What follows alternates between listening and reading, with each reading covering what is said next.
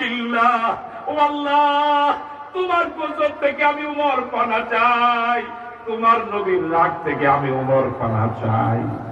এবার হযরত উমর নিজেকে সংশোধন করে বললেন, রাদিতু বিল্লাহি রাব্বা, যারা পারেন পড়েন, রাদিতু বিল্লাহি রাব্বা ওয়া বিল ইসলামি দীনা ওয়া বিমুহাম্মাদিন নাবিয়্যা।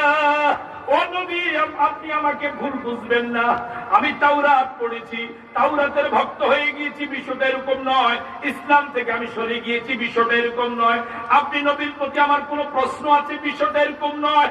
বরং রাদিতু বিল্লাহি রাব্বা, আপনি আমার মনের কথাটা শুনেন। ও নবী, রাদিতু বিল্লাহি রাব্বা, আমি আমার আল্লাহকে রব পেয়ে আমি ওমর 16 আনা খুশি। আপনারা কি আল্লাহকে রব পেয়ে 16 আনা খুশি? 16 আনা খুশি? আল্লাহ যদি আমাদের রব না হইয়া মা দুর্গা যদি রব হতো, খুশি হতেন? আল্লাহ আমাদের রব না হইয়া যদি কালী আমাদের রব হতো, কি খুশি হতেন?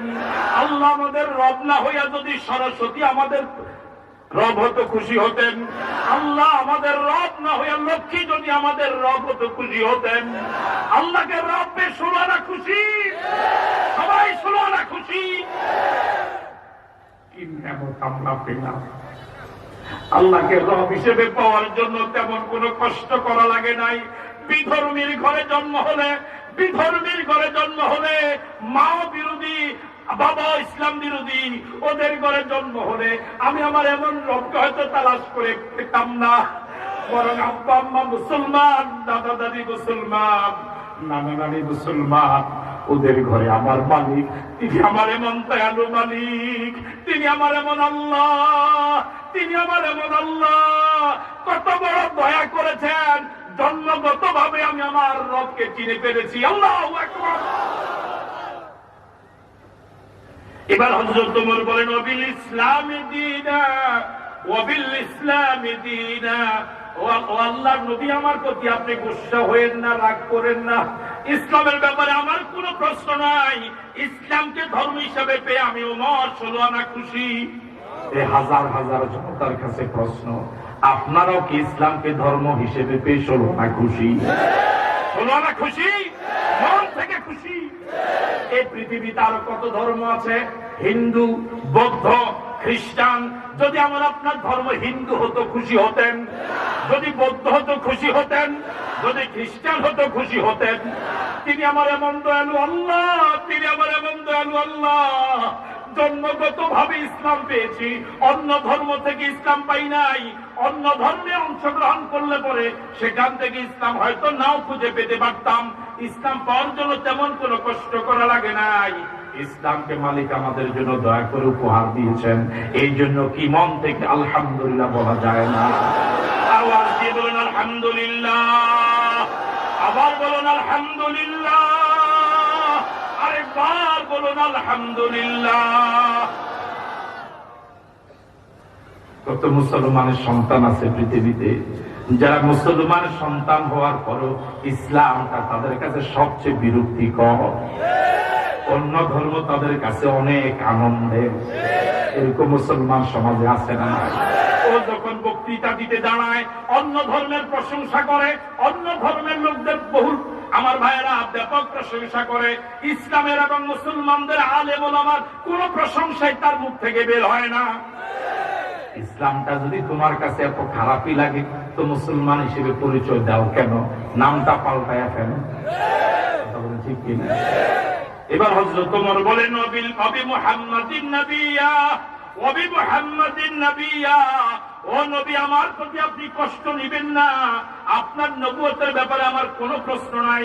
ওয়া বি মুহাম্মাদিন নাবিয়্যা, আপনাকে নবী পেয়ে আমি ওমর 16 আনা খুশি। আল্লাহু আকবার। আমরা কি আমাদের নবীকে পেয়ে 16 আনা খুশি? আল্লাহর কাছে কোনদিন দোয়া করি নাই, কোনদিন দরখাস্ত করা লাগে নাই, কোন আন্দোলন করা লাগে নাই।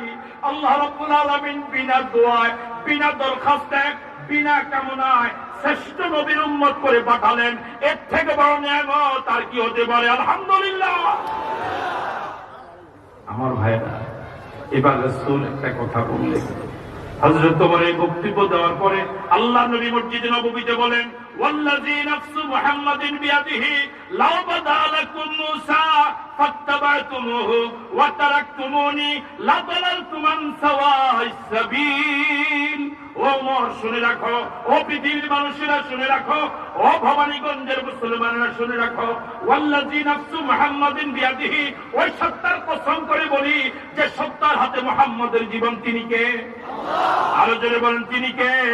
আল্লাহ নবী আল্লাহর কসম করে বলেন, আল্লাহর কসম করে বলি, আল্লাহর কসম করে বলি, আল্লাহর কসম করে বলি, লাউ বাদা লাকুম মূসা, এই সময় যদি নবী মূসা আসতেন, ফাত্তাবা'তুমুহু, তোমরা যদি নবী মূসার আদর্শকে মেনে চলতে, ওয়া তারাকতুমুনি, আমি মুহাম্মদের আদর্শ যদি বাদ দিতে, লাদালালতুম আন সাওয়া'ইস সাবিল, জান্নাতের সদর রাস্তা থেকে আলাদা হয়ে যেতে।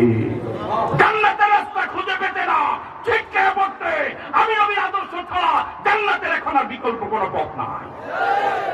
যে জায়গায় নবী মুহাম্মদের আদর্শের মোকাবেলায় অন্য নবীদের আদর্শেই গ্রহণযোগ্য নয়, সে জায়গায় নবী মুহাম্মদের আদর্শের বিরুদ্ধে কোন নেতা, কোন ছাতার আদর্শ মানা লাগবে? কথা বল, ঠিক নয় কি? আদর্শ মানতে হবে একমাত্র মুহাম্মদুর রাসূলুল্লাহ। রাজি আছেন? সবাই রাজি আছেন? আমার ভাই, আদর্শ মানতে হবে তার। কেন তার আদর্শ মানব না? এই পৃথিবীতে একজন মানুষ দেখান যার দিন এবং রাত সবটাই জনগণের কাছে উন্মুক্ত, একমাত্র মহামানব, একমাত্র মহামানব, একমাত্র মহামানব বিশ্বনবী মুহাম্মদুর রাসূলুল্লাহ। আল্লাহু আকবার। তার স্ত্রীদেরকে উম্মাহাতুল মুমিনিনদেরকে বলে দিলেন, ও আমার উম্মা, আমার স্ত্রীরা, আমার সাহাবায়ে কেরাম আমার দ্বীনের চরিত্র জানে, দ্বীনের আমল জানে, আর রাতের কথাগুলো ওরা পরিপূর্ণভাবে জানে না। রাতের কথাগুলো তোমরা ভালো জানো, রাতের কথাগুলো তোমরা ভালো জানো। আমার উম্মতদেরকে রাতের কথাগুলো তোমরা সব খুলে খুলে বলে দিও। আল্লাহু আকবার। একজন আলেম দেখান, একজন নেতা দেখান যে বলতে পারে আমার সব কর্মী আমার রাতকে রেকর্ড করো। রাত রেকর্ড করলে শুধু দুর্গন্ধ আর দুর্গন্ধ বের হবে। কথা বলে ঠিক নাকি? স্ত্রীকে কথা বলার সাহস তো দূরের কথা, স্ত্রীর কাছে রাতে থাকলে না খায় তো সেলমেশন না সেলমেশন কি বলে কাহিনী। একজন নেতা দেখান গোটা পৃথিবীতে মুহাম্মদের মোকাবেলায় যার স্ত্রী তাকে সার্টিফিকেট দিয়েছে।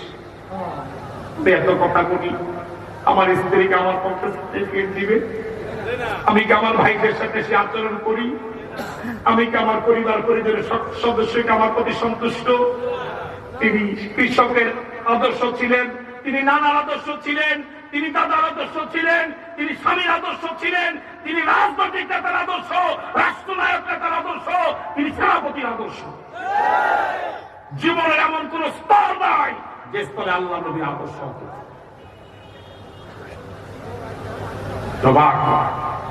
শুধু নবুয়ত পাওয়ার পরে নয়, নবুয়তের আগে। এই মাত্র নবুয়ত পেলেন, তখন স্ত্রী খাদিজা ঘরে। আমার ভাইরা 15 বছরের বয়সের ব্যবধান। স্ত্রীকে এসে বললেন, মনে হয় আমি মরে যাব, মনে হয় বেশি দিন বাঁচবো না। হেরা পর্বত থেকে এসে আশঙ্কা ব্যক্ত করলেন। দেখুন স্ত্রী তখন আল্লাহ নবী যে নবী, স্ত্রী তখনও জানে না, মাত্র কয়েক বছরের দাম্পত্য জীবনে কাটালেন। তখন স্বামী সম্পর্কে কি মন্তব্য বললেন? ও প্রিয়তম স্বামী, লা ইউখজিক আল্লাহু আবাদা, ওয়াল্লাহি ওয়াল্লাহি ওয়াল্লাহি লা ইউখজিক আল্লাহু আবাদা। ও আল্লাহর নবী, তখনও তো নবী বলেন নাই, ও প্রিয়তম স্বামী, আল্লাহর কসম করে বলি, আল্লাহর কসম করে বলি, আল্লাহ আপনাকে অপমান করবে না।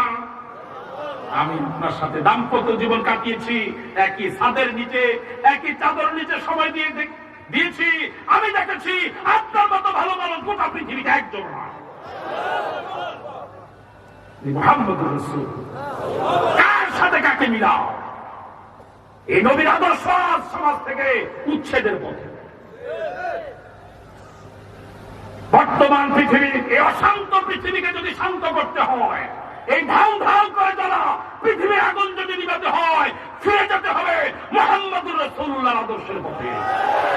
এছাড়া বিকল্প কোন আদর্শ নাই। যুবকেরা রাজি আছো? যুবকেরা রাজি আছো?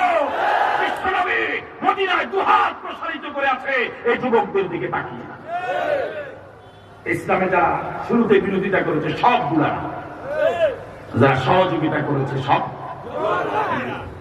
আজও পৃথিবীর যুবকেরা যদি ঘুরে দাঁড়ায়, আল্লাহু আকবার বলে যায়, ময়দান ফাঁকা হয়ে যাবে ইনশাআল্লাহ। রাজি আছো যুবকেরা? আদর্শ মানতে হবে মুহাম্মদুর রাসূলুল্লাহ। স্টেজে উঠে কত বড় বড় কথা বলা যায়। ময়দান গরম করার জন্য বড় জোর 30 সেকেন্ড দরকার। কয় সেকেন্ড? বুঝলেন এই কথা? এই হাজার হাজার মানুষকে যদি এখন আমি করাইতে সিদ্ধান্ত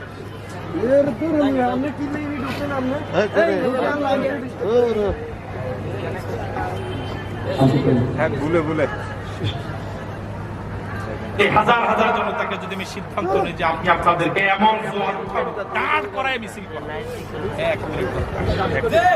কয় মিনিট কথা বলে না কেন? 1 মিনিটে পুরো মাঠ উত্তপ্ত করা যাবে? সম্ভব। কিন্তু ইখলাসের সাথে নবীর আদর্শের উপর টিকে থাকা এটা তো সহজ না। মাঠ গরম করা সহজ, নবীর আদর্শের উপর ইখলাসের সাথে টিকে থাকা তো সহজ না। এই জন্য আমি আপনাদেরকে বলবো, বিনয়ের সাথে বলবো, সস্তা জনপ্রিয়তা নয়, ইখলাসের সাথে ধীরস্থির ভাবে নবীর আদর্শ বাস্তবায়নের জন্য অগ্রসর হন, অগ্রসর হন। ইনশাআল্লাহ এই অন্ধকার রাত কেটে আগামীর ভোর তৈরি হবে। রাজি আছো যুবকেরা? এই জন্য যদি শ্রম দেওয়া লাগে, রক্ত দেওয়া লাগে, অর্থ দেওয়া লাগে, এই ময়দান থেকে কিছু যুবক কি পাওয়া যাবে? তাদেরকে পাওয়া যাবে। দুহাত তুলে দেখাও।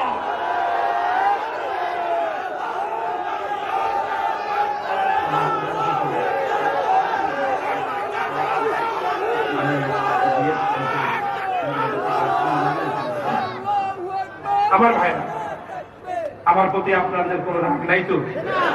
আছে তো, মাত্র কয়েকদিন কোনো রাগ নাই তো? আপনাদেরকে আমি ভাবতে করি শুধু আপনার জন্য। আপনাদের সাথে আমার ব্যক্তিগত কোনো লেনদেন নেই, কোনো পাওনা দেওয়া নেই। আপনাদের এলাকা আমার বাড়িও নয়, আপনাদের পাশে আমার জমিনও নাই। শুধু ভাবতে করি আল্লাহর জন্য।